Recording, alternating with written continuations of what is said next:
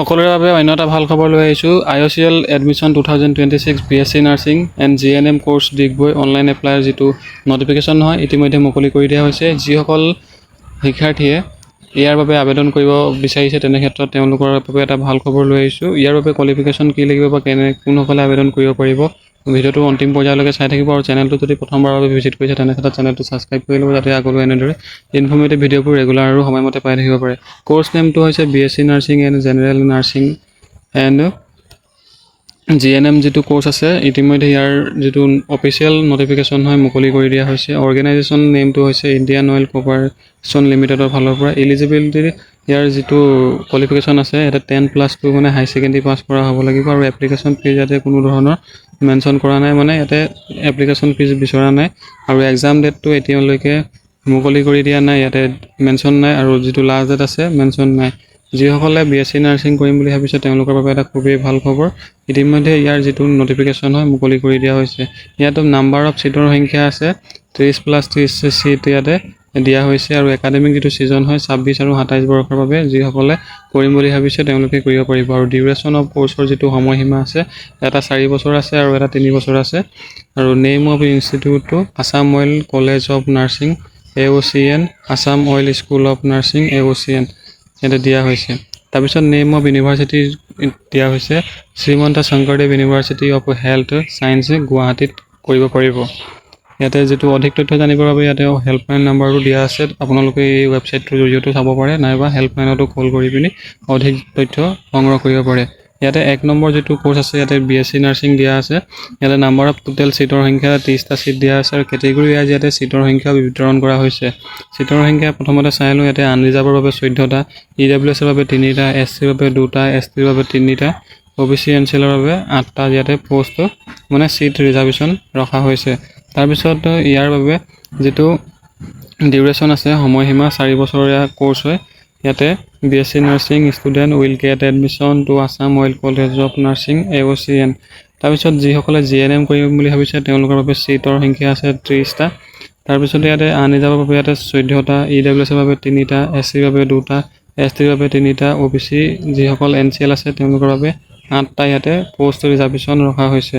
ইয়াৰ যিটো GNMৰ বাবে যিটো কোৰ্চৰ সংখ্যা মানে ডিউৰেশ্যনৰ সময়সীমা আছে ইয়াতে 3 বছৰীয়া কোৰ্চ ইয়াতে কৰিব লাগিব আৰু যিটো GNM course student will get admission to Assam oil school of nursing AOCN ইয়াতে দিয়া হৈছে। এডুকেশ্যন কোৱালিফিকেশ্যন BSc নাৰ্ছিঙৰ বাবে candidate must have higher secondary যিসকলে পাছ কৰিছে ছায়েন্স ষ্ট্ৰীমৰ পৰা তেওঁলোকে ইয়াৰ বাবে এলিজিবল হ'ব আৰু physics chemistry and biology general category কেণ্ডিডেটৰ 40% মাৰ্ক হোৱাটো বাধ্যতামূলক আৰু SC ST প্লেনৰ বাবে আৰু ST হিলছৰ বাবে ইয়াতে বিশেষকৈ যিটো ৰেহাই দিয়া হৈছে। GNM সকলৰ বাবে মানে ইয়াতে প্ৰথমতে যিসকল জেনেৰেল কেণ্ডিডেট আছে তেওঁলোকে ইয়াতে 45% মাৰ্ক লাগিব আৰু যিসকলে SC ST planes ST hills আছে তেওঁলোকে ইয়াতে যদি 40%ও থাকে তেনে ক্ষেত্ৰত আবেদন কৰিব পাৰিব। GNM কেণ্ডিডেটৰ বাবে ইয়াতে যিখিনি কোৱালিফিকেশ্যন আছে দিয়া আছে বা কেনেধৰণে কি আবেদন প্ৰক্ৰিয়া যেতিয়া ফুল নটিফিকেশ্যন আহিব তেতিয়া আপোনালোকক জনাই দিয়া হ'ব। এজ লিমিটটো ইয়াতে দিয়া হৈছে মিনিমাম যিটো 17 বছৰ লাগিব। ইয়াতে এজ কাউণ্টটো 31/12/2026ৰ পৰা কৰা হ'ব আৰু যিটো আপাৰ এজ লিমিট আছে এইটো 35 বছৰলৈকে কৰিব পাৰিব।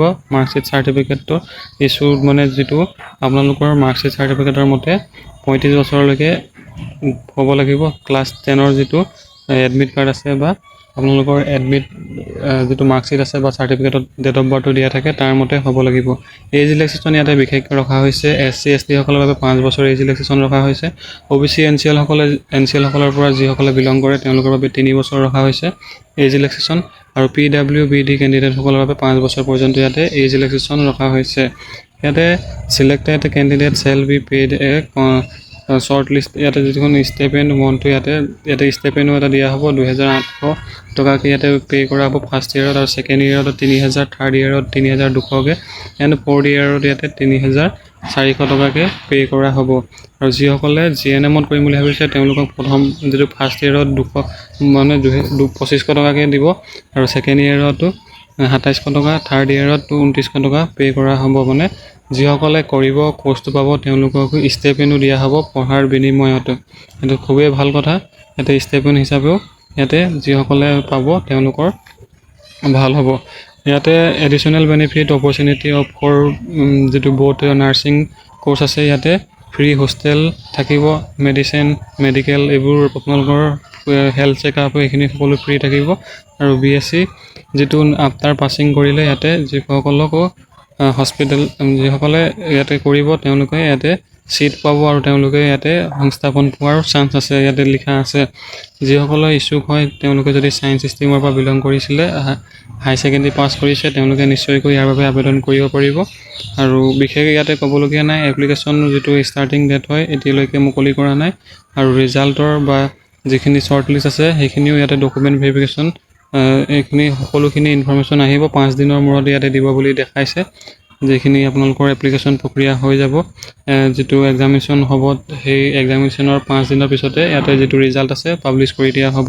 আৰু যিসকলে এডমিশ্যন ল'ব তেওঁলোকক শ্বৰ্ট লিষ্টত মতে মতা হ'ব, তেওঁলোকে এডমিশ্যন ল'ব পাৰিব।